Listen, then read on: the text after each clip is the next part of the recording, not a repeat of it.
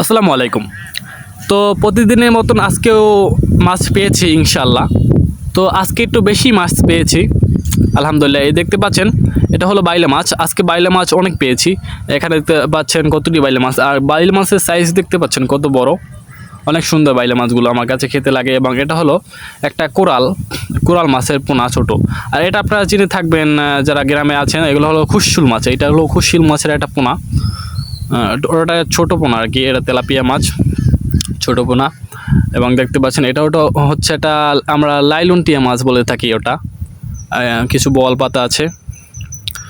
মোটামুটি মিলে আছে আলহামদুলিল্লাহ, ভালো মাছই পেয়েছি। এগুলো হলো আমাদের সকালবেলার মাছ, আর রাত্রে মাছটা আলাদা রেখে দিয়েছি, আমাদের ফ্রিজে রেখে দিয়েছি আলাদা মাছটাকে।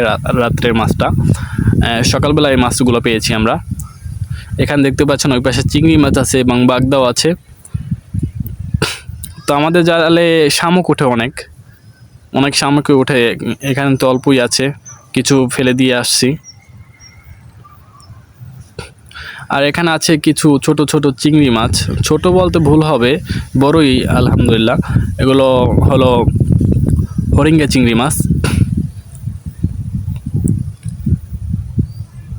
তো ভিডিওটা ভালো লেগে থাকলে সবাই লাইক কমেন্ট শেয়ার করুন, এবং যারা আমাদের চ্যানেলটিকে নতুন দেখছেন তারা সাবস্ক্রাইব করে পাশেই থাকুন। দেখতে পাচ্ছেন ছোট ছোট কিছু চিংড়ি মাছ আছে।